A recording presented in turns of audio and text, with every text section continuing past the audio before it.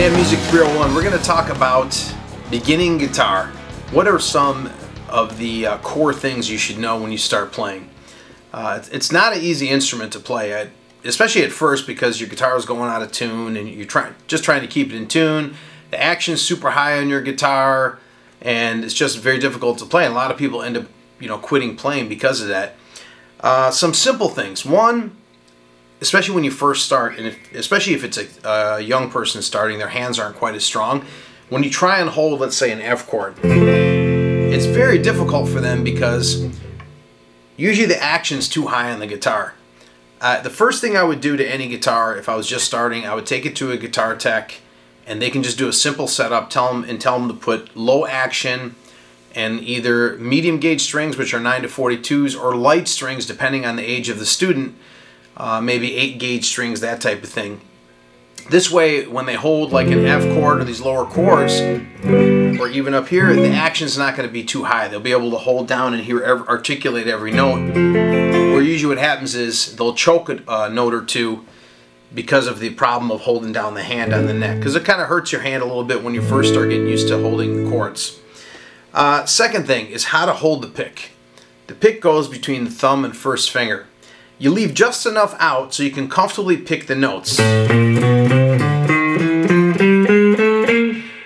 Some people they start and they hold too much out, and it's hard to control the pick. This gives you the most control while still being able to articulate the notes. Okay.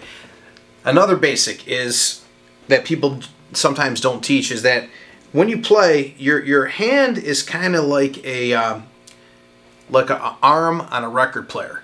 So it kind of does this kind of deal. There's a pivot point. So if I try and play free, and my hand is out here and I don't have it braced to anything, it's very hard to be accurate. But when you have a pivot point here, but now you don't want to go too far forward, or else you choke the notes. You don't want to do that. You want to be just far back enough so that the notes articulate. But if you notice, my hand still stays bridged there, and it goes back and forth like this. So I have a pivot point, a point where it's secure, and you're going to play more accurate that way. So that's a big thing. Probably the biggest part of all is practicing with a metronome. I can't stress that enough. You must practice with a metronome, because no matter how good you are, if you can't play in time, it's all worthless. You have to play in time. So let me turn on a metronome. There's a million metronome apps. I'm just turning one on my phone there. So when you're practicing, you want to go.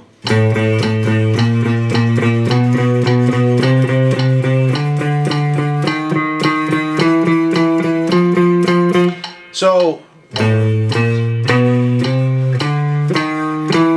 everything's on the downbeat, or dividing them into 16th notes or 8th notes or whatever, which you'll learn later. At first, you're not going to understand what that is. While that's clicking, you want to do some of your exercises, but always do the exercises with the metronome going, so you're playing in time. For example, if I'm doing, and by the way, you can look online, there's so many picking exercises that are available. I'm just going to give you the most basic one. So we'll turn the metronome back on. So you're just starting. We want to build strength in this left hand that's fretting, and coordination. You want to know how to pick and build a coordination between the right and left hand, so they're in sync with each other. So we can turn the metronome even way down.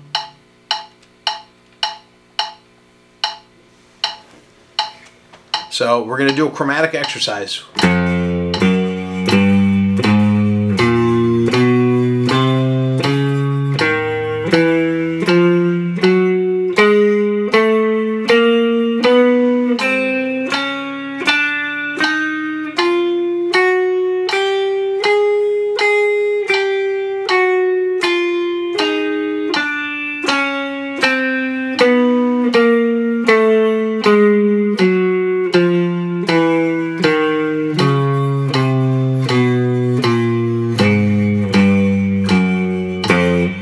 So when that's a chromatic exercise. Is going to build dexterity between the right hand and the left hand. Then what you want to do after you're done, you go to the next fret.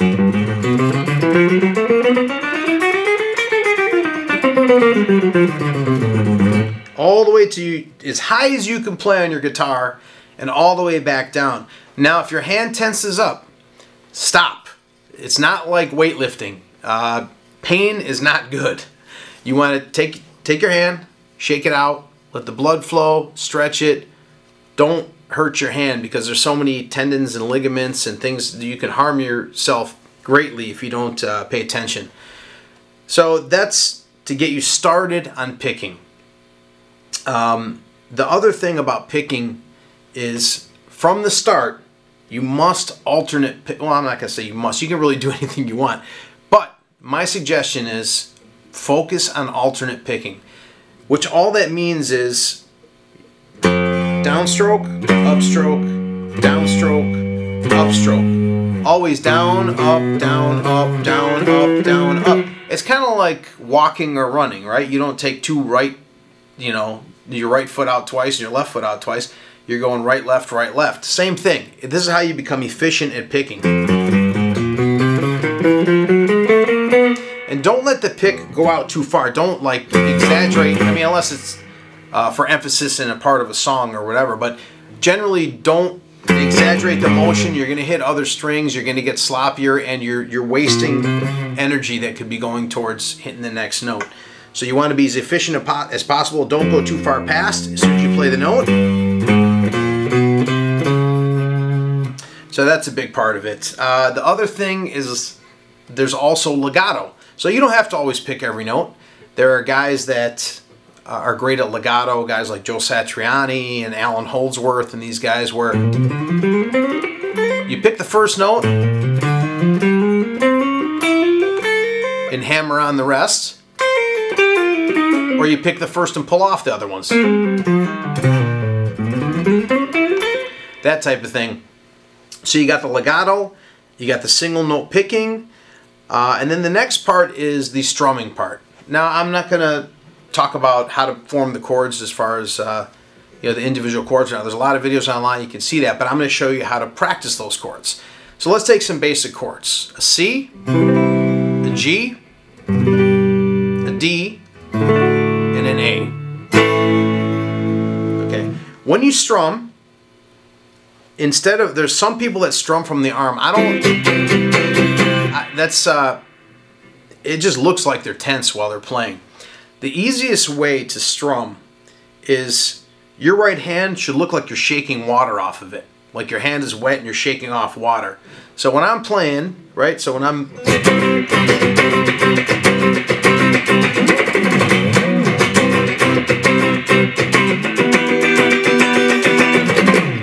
It's like I'm shaking off water. It's an efficient way of playing. It's very, very, very comfortable. So if you were strumming these chords, the C,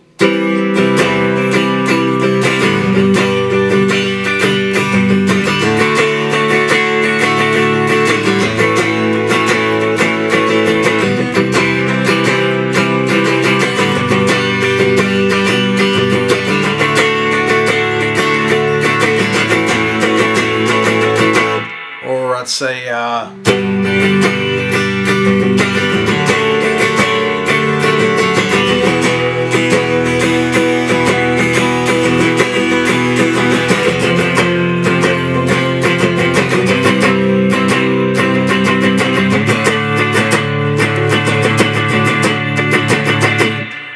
so it's just a very efficient way of strumming. If you get used to that, you can get really fast at it and do the 16th and 16th note triplets and fast things. But that's building your foundation as a player. That builds your foundation. Another thing is to practice. So you're going to have a hard time at first. You're going to say, okay, well, I'm learning a C chord, I'm learning a G chord.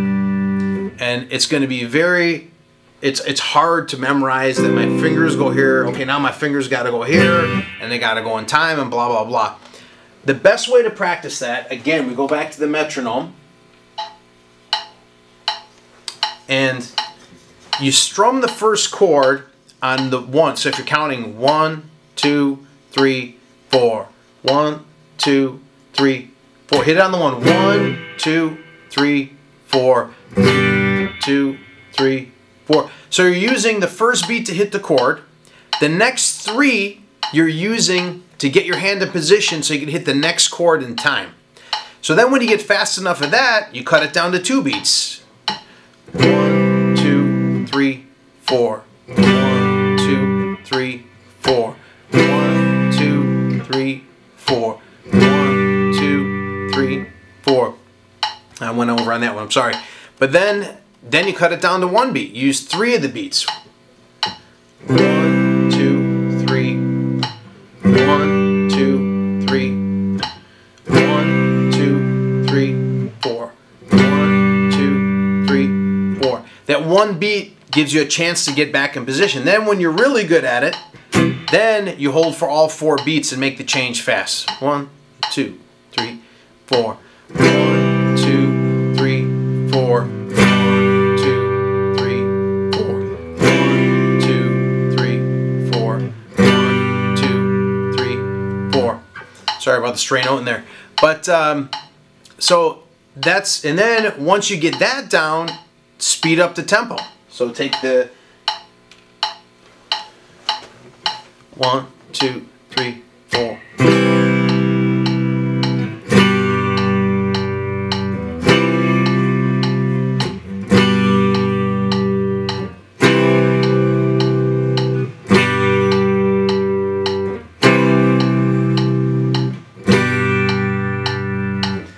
And then once you get that down, you can increase the progression, add more chords to it.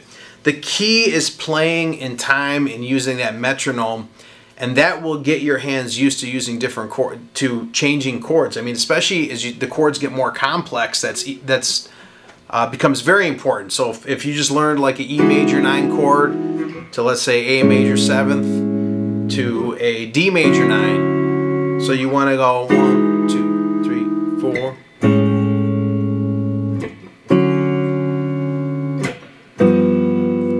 G13 there, but the point is use the metronome, because they get a little tricky with these chords, and some of the chords, like if you're, you know, they're hard to grab quickly, but practicing with the metronome and using the 4 beats and only hitting the first beat, using the next 3 to get in position for the next chord, and then cutting it down 3, 2, 1. That was probably one of the best lessons I got when I was at Musicians Institute, because don't forget, your mind will memorize a mistake. So if you start, you ever notice when you try and start learning a song, let's say, and every time you get to the one part, you mess up, and then you play it again, you get to the one part, you mess up. What's going on is your brain is memorizing a mistake, and you repeat that mistake every time. So you need to slow things down so that you get them perfect. Speed will come in time, but you have to get it down perfect first, and then you know, you'll be able to play things much faster and much cleaner. The other thing is that I know people generally don't talk about this, but practice standing up, because when you go to play a gig, see, when you sit down, this guitar is closer to you, and whether it's legato licks or whatever, they're easier to play because the neck's closer. They're closer to you. The neck's like right here. You're sitting down. You're comfortable. When you stand up, the neck's in a different position, it's moving while you're playing, and you got to get used to that, especially if you want to be a live player. You know, you're going to be playing gigs and doing things, and you're going to want to, you know, you're going to be moving around, and you're going to be, the neck's going to be here, it's going to be here, your strap's going to start slipping a little bit while you're playing. You got to get used to that for when you play live, or like I said, even just, you know, jamming around the house. It's nice to be able to stand up. Just makes a big difference standing up and playing. Other than that, you know, be patient. It is not, it takes time to learn. Sometimes it's going to be frustrating because you hear all these songs that you love and you're trying to do them and you don't sound anything like it, but you will get there. And first and foremost, have fun playing. That's the name of the game, is to enjoy what you do. Don't, I mean, yeah, are we serious that we want to learn and get better at what we're doing? Absolutely. But you know what? If it's not fun, it's not worth anything. So hopefully that helps you out, and we'll see you next time at Music 301.